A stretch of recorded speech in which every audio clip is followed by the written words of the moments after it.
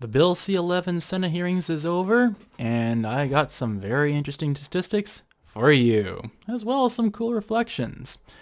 Hi, I'm Drew Wilson here, and welcome to another vlog posting.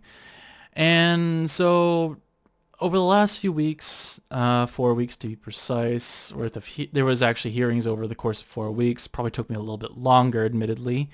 But I was able to basically cover, and I'll leave links. I'll leave a link in the description below about what I covered in the Senate hearings. It's very detailed, but for the most part though, those Senate hearings that I ended up covering, it was very exhausting, very long, probably about anywhere between 20 and 30 hours total worth of video footage. Spread over the course of 10 hearings. Yeah, it was a very, very long process. But hopefully with the suffering I went through to get you this information, maybe I yielded some interesting results for you. Let's find out. So I decided to look at, okay, so how am I going to reflect what I heard? And I decided to try something, kind of simple and statistical. And I decided to figure out, okay, who did senators hear from and what were their stances? So I gathered the statistics and created a bar chart. So by supporters, because I have supporters here and opponents here. By supporters, I mean people who were supportive of the legislation. They called for things like the swift passage of the legislation. They didn't really actually mind Section 4.1, 4.2. They didn't really pay too much mind to the algorithm debate that dominated the hearings, that sort of thing. So that's what I mean by people who were supportive. And then on the other side there were the opponents of the legislation, so people who were concerned about the Section 4.1, 4.22, 4.2 in general, as well as concerns about free speech and people's livelihoods, that sort of thing. So hopefully it gives you an idea. And just as a point of clarification for these numbers, these are not like actual people that were being heard in these hearings. These are actual panels, so whole panels of supporters versus whole panels of people who were critical of the legislation. So in this case, I mean five whole panels of witnesses that were supportive of the legislation versus 3 who were opposed to the legislation. So as the weeks went on, I noticed that supporters really had a lot of sway. That's who the senators decided to hear from, is largely supporters. And by the time we get to week 3, there was some catch up with those who are opposed to it, who were basically permitted to have their voices heard in these hearings.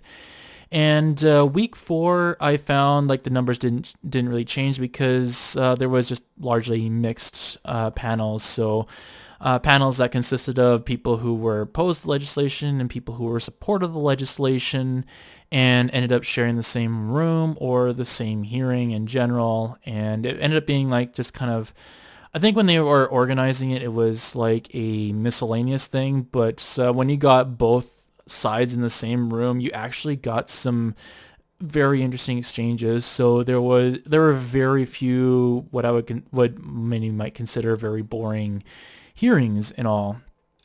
So as I was like thinking about the data about all this, I was kind of looking at the bar charts, and I kind of came to the conclusion that there was a bit of an overrepresentation, not by much, but there was a slight overrepresentation of supporting those panels that were supportive of the legislation.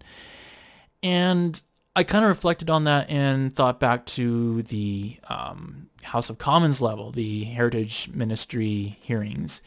And that was a very low bar to set, but these hearings at the Senate level kind of overcame that, and it was much more balanced. Really, at the House of Commons level, they had people like conservative party people that were bringing in the odd person who created content for a living on these platforms, and they ended up being like basically verbally abused and tracked down on social media and harassed there and that sort of thing. It was not good. The whole hearings at the House of Commons level was a joke, in all fairness. So after kind of looking at these, you might think, okay, maybe it was more balanced. It was an improvement. Yes, it was an improvement. But I kind of got to looking at that and thought, I'm not sure it really told the whole story. So I went back and I looked at, okay, maybe there's another way I can better represent who senators actually heard from. So I decided to create a pie chart. And so I decided to include the supporters versus opposition below just for a point of reference. And so up here you'll see that lobby groups in the first week were definitely like half of all the hearings. And just as a point of clarification, when I say lobby groups, I mean specifically lobby organizations that were part of the establishment. So the broadcasters for radio, the broadcasters for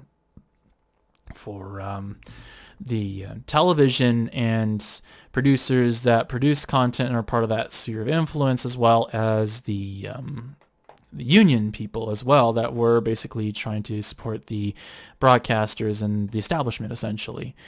And over here, you got some government over here and just a miscellaneous everyone else kind of deal.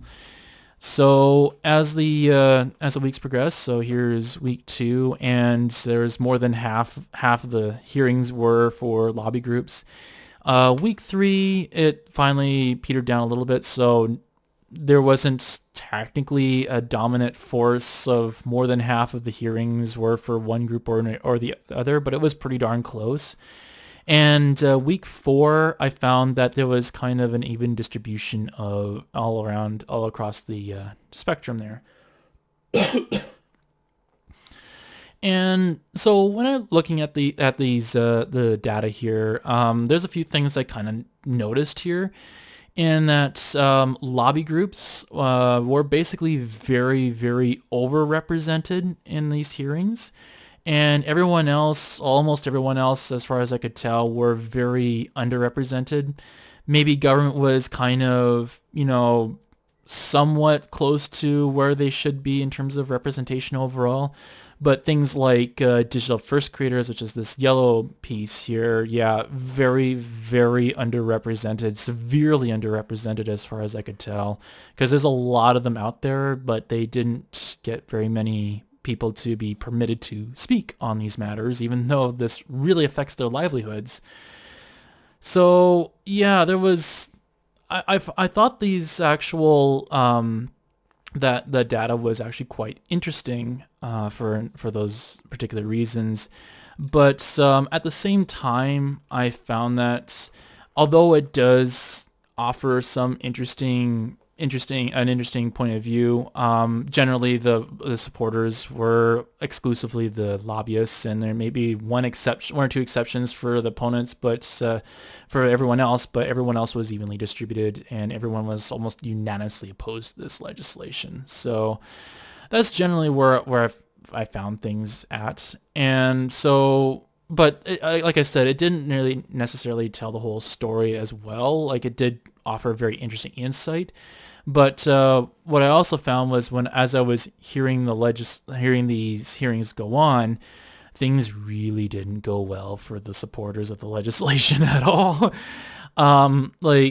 I could tell because the goalposts overall were constantly moving around, and supporters were trying to find something that sticks.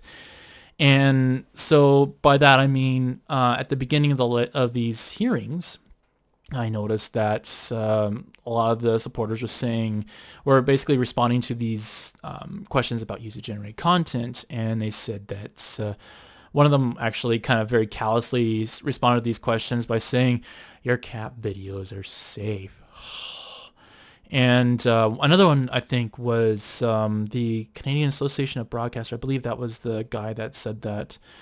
He basically responded to the user-generated content questions and said that the whole debate about user-generated content is something of a, quote, canard. Actual word he used. And so basically a real denial of that user-generated content exists and digital first creators really even exist at all, and really a denial that they even belong in the debate. So yeah, user-generated content doesn't exist. Hello. I think we do exist. We are here, and I think this is a perfect example of user-generated content. But yeah, it just kind of showed just how asinine the debate got at times. But what I did notice was about halfway through, the supporters are saying that the whole debate is overblown, but especially the concerns about user-generated content and algorithms, and that the legislation excludes them. So please stop talking about user-generated content. And by the end of the debate, I think the supporters were saying, no. It doesn't regulate user-generated content. What the purpose of this legislation is to go after Disney Plus and HBO Max and Netflix, that sort of thing. And it totally doesn't go after YouTube or TikTok or anything like that. Yes, it does, but it totally doesn't. And yeah, we should just focus on that. So you could really tell that there was a lot of movement on these arguments trying to support the legislation. Yeah, it was not going well for them. And for the most part, for digital first creators, the arguments were very consistent throughout the debates that I noticed. I think there was only the slightest bit of movement, and at one point, I think it was J.J. McCullough, who said that by the time the legislation gets to the Senate level, we're beyond the point of, okay, should we vote this legislation forward or smack it down or make significant changes? We're well past that point. It's all about compromise. And one of the compromises that was brought up was, okay, so if we're going to be taxing the whole platforms, then and that money is going to go to a fund, then maybe the money that went to the fund should go back to the creators who basically help make the platforms what they are today. So a very interesting one. They never really stopped saying anything about how user-generated content should be excluded from the bill. They were very consistent in saying it should be scoped out or it should be removed. These sections 4.1, 4.2 should be removed from the bill entirely, or rewriting those sections so that user-generated content are clearly out of the bill. So that's generally what I found. So I guess the next question is, where do things go to from here? And what I found, what I think is going to be not a very common perspective on this, but I think you'll be oddly comforted in it, in that I think the votes were locked in before the first hearing was even took place. Therefore, there's going to be very little movement and nothing meaningful is going to change about the vote. 4.1 and 4.2, they're not going to be removed. They're not going to be revised. It's going to be left as is. I also think that the bill is unfortunately going to pass, which is terrible. But the thing is, there's also a lot of legal questions about the bill. So the examples include questions of whether or not the legislation violates CUSMA or the USMCA, which I think there is a lot of violations. There's also questions about free speech and how that affects user-generated content, and whether compelled speech is a problem in this bill. So ultimately, there is a ton of legal vulnerabilities with this legislation, and one way or another, this bill is going to get smacked down by a judge. And I think that's where it's going to head. I hope it doesn't come to that. I hope that this bill gets fixed long before that happens, because that could cause a lot of damage in the meantime. But I think that's where it's going to head. So I guess that is all for now. I hope you thought this was at least an interesting perspective. I'll leave some links in the description below. And if you want to support us, you can drop us a like, subscribe to the channel. You can also check out our website, freezenet.ca, Patreon page, patreon.com/freezenet, and coffee.com/freezenet. So lots of ways you can support us. So really interesting topic. And until next time, keep it cool.